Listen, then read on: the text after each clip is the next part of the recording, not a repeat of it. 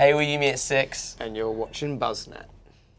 Anything, Dan, you want to add? Nothing. I think you've nailed it there, you two. Sorted. Smashing. Done. Okay.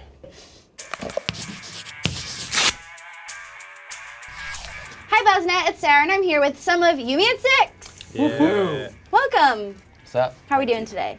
Fantastic. Wonderful. Excited? Yup. Very exciting. I'm excited because you guys have a new record coming out. Correct. I know, right? Yup.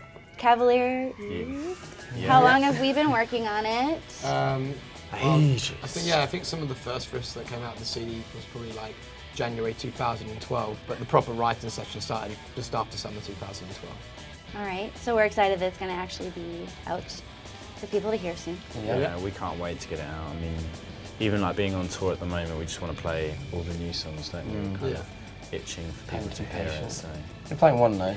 We're playing one. Get to play Live the Live, which is fun. Yeah. Yeah, Live July. We've heard that one. Yeah. So what does the rest of the record sound like? It's difficult to say because it's like, I don't know, it's not really stuff we've done before, but it is at the same time. Does that make any sense? Kind of sounds like our band. I think Live the Lie is probably the song that sounds most like sort of older Yumi at 6, whereas there's some real surprises on there, I think. It's not just sort of a one-trick pony. No, I think we've definitely progressed a lot in music, but we still maintain the Yumi at 6 sound. But I think the people we worked with on the record, Neil and Eric, have definitely made us the best sound we've ever done before. Yeah. Sonically it sounds massive, which is kind of a level of production we never really had, so Steps it's out. exciting. And you mentioned Neil, and Neil he's Efron. touched a lot of records that mean a lot to me. I thought you were going to say something else there. No. He's touched. No, like pretty much every Fall Out Boy record he's been attached to, Yellow Card, like kind of everybody that I grew up listening to. Yeah. And I'm sure you did as well. Absolutely. So then you got to work with him. Yeah. It was interesting because he's the kind very of guy, humble man. He's very, very humble, but he's also the kind of guy that he doesn't give too much away too early on. Yeah. So for example, like, he's the kind of guy that will be like, you'll do a take and he won't tell you it's good until like 3 hours later. It's like, oh, by the way, tell me the right answer. I liked But it. even then, he won't be like, oh my god, that was great. He'll just be like, wasn't too bad. But I think he's good. He's the kind of he's managed to, over his career, I guess, like master the skill of getting people pumped and kind of making people want to be a better version of themselves when they're recording without it being like a confrontational or kind of intimidating sort of thing. It's very weird how he does it, but he'd make me want to sing better even though I thought what I was doing was great already, but without pissing me off in the process. Yeah. Does that make sense? No, Like, completely, I felt the same. It was very interesting. He's made us a far better band, that's for sure. Yeah. So he challenged you by not telling you that you were awesome the entire time. No, he didn't tell me I was awesome once. Oh. But then he also didn't tell me that I sucked, but he okay. kind of made me think I was sucking without telling me that I sucked. We're kind of just like, when the songs come out, we're like, oh my god, this sounds amazing. They're like, you're the man, and he'd just be like, yeah, cool.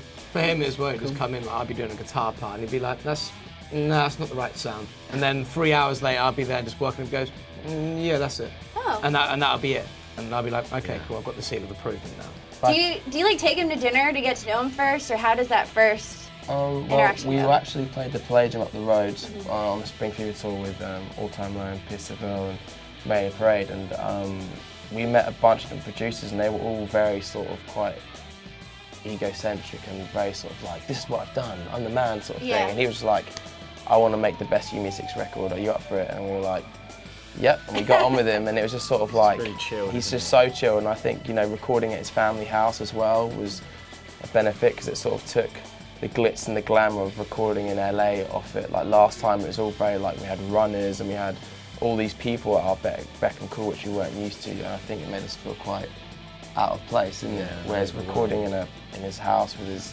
dogs running around, his kids and his wife and stuff, it was a nice touch. It was very homely, wasn't it? Sort of every Friday night we'd have, they'd usually get up early, and I think they made like some crazy like beef thing one day, and they cooked it for like 10 hours, and then like, by the time it got to the evening, they were like smoking all this food, and just like, it was just amazing. Cocktail party. Cocktail parties, like Fridays. Friday nights, it was amazing. We just like, it was really homely, it was like being at home, it was awesome. That's great. I think the reason why we liked it though is because really we did that on the first 2 albums as well, and it just kind of reminded us of how fun it could be recording an album where the last one wasn't as fun. So to have that revived again and be like, oh, this is what it's like recording with somebody that you like and having a good environment brings out the best on the record.